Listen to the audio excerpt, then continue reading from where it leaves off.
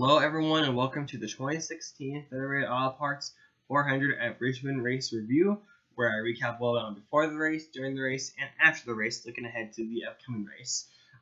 This race review is going to be all about Richmond. I might make a separate video looking at the overall chase preview and prediction, but I will talk a little bit about the chase in this video. But anyway, so Richmond, this time around, the race was certainly eventful. I think we can all agree on that. 16 cautions, most cautions ever in a sprint car race at Richmond, beats the record that was set 5 years ago. If you can hear voices in the background, I'm sorry. So yeah, 16 cautions, and 12 of those 16 cautions came in the second half in the race. In fact, I think in the first half of the race, we actually had a green flag run that lasted about a little over 100 laps. So the complexion of the race changed a lot from the first half to the second half. But the thing is, outside the cautions, the actual racing was not really as good as I wish it was. I think having this year's spring race, a daytime race, and of course the fall race, a night race, like it's been for almost 30 years, I think it provided a significant difference in the quality of racing in the daytime conditions versus the nighttime conditions. But it was nice though to see tires mean something, seeing teams being able to strategize and actually having to conserve tires, especially in the second half of the race. That was nice. That was interesting to watch that unfold. And especially how, with all the cautions in the second half of the race, it was kind of a little bit of survival mode out there. Also in this race, tempers, a couple of them. Rakazowski, Matt Kenseth meet again. And then we had Tony Stewart and Ryan Newman, former teammates at Stewart-Haas Racing. Newman's interview after he felt like Tony Stewart just wrecked him and pretty much put a certain end to his chase hopes, was definitely not happy with Tony Stewart at all. He gave quite the interview, to say the least, and if you haven't seen it, YouTube it. Personally, I think his interview was, some of his comments in his interview were excessive and unnecessary. That's just my opinion, especially the sprint car comment, which is probably a reference to the Kevin Ward Jr. incident, which was not appropriate at all, in my opinion. Tony Stewart handled the situation classy in his interview. You can go look up the wreck to see what happened, and I don't really have much of an opinion on the wreck. I think it was just kind of an unfortunate situation for everyone involved. And when the smoke all cleared, it was Denny Hamlin winning the race. He did not lead the most laps. He led the second most laps. Mark Truex Jr. led the most laps. But it was, and to me, I thought Truex had the best car, especially in the first half. But then in the second half, Hamlin's car was clearly the best car, and that's why he went on to win the race. In fact, Truex led 193 laps, and Hamlin led 189 laps. So if we actually had a second attempt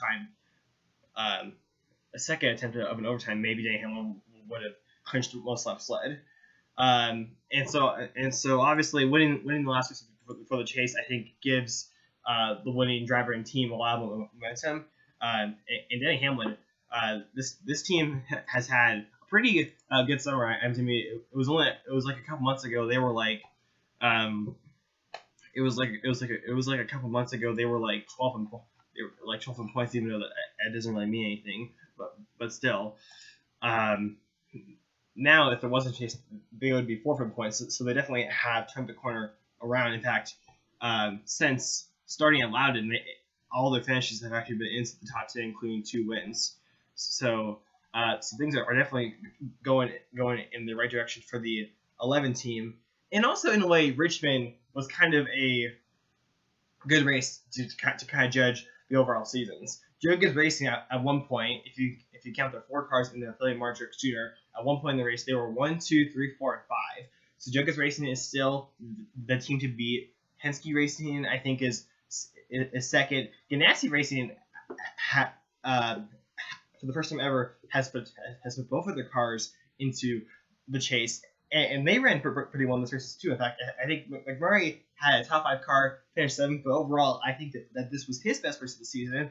Kyle Larson finished 2nd. He had fresh tires, and who knows, maybe if Marshall Jr. didn't block him on the final lap, maybe Kyle Larson could have somehow beat Denny Hamlin to the win. And so Kyle Larson had another great performance, still riding that momentum of winning his first career race.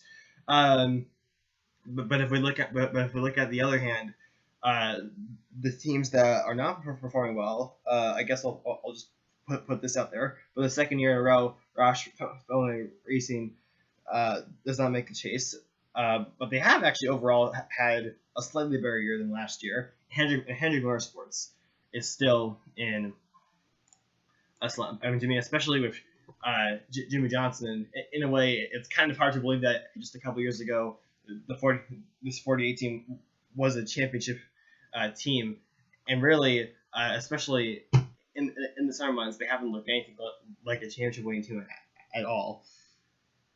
The best running Hendrick car of the race was Casey Kane, and Casey Kane had one of his better runs, if not his best run of the season, and came home with a 6th place finish.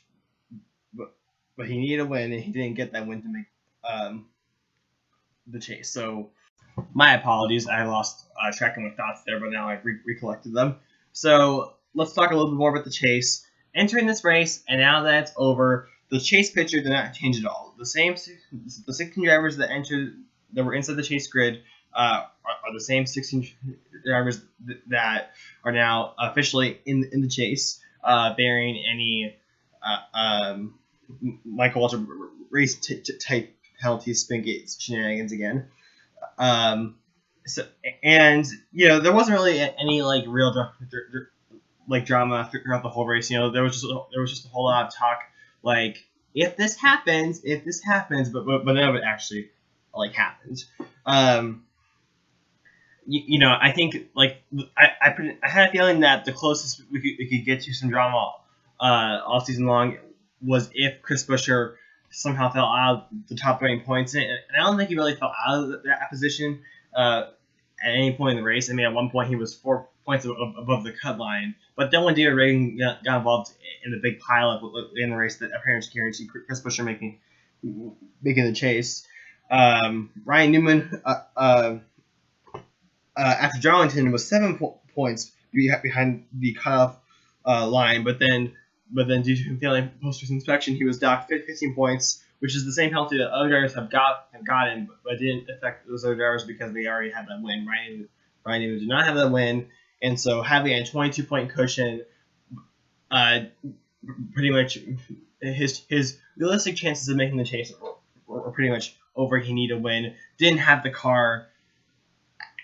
anywhere near the car to win the race on speed. And then he got caught up in that same big wreck, and his chase chances were over.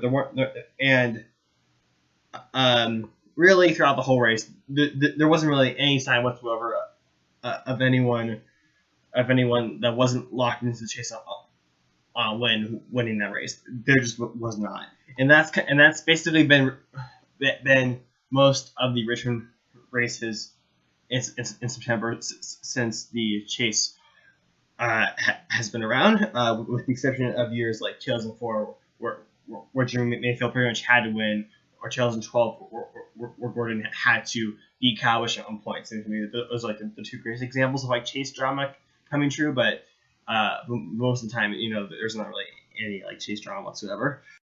Let's get into the final segment of this race review, and that is looking ahead to Chicagoland. And Chicagoland, we only go there once a year. It's been like that since the beginning.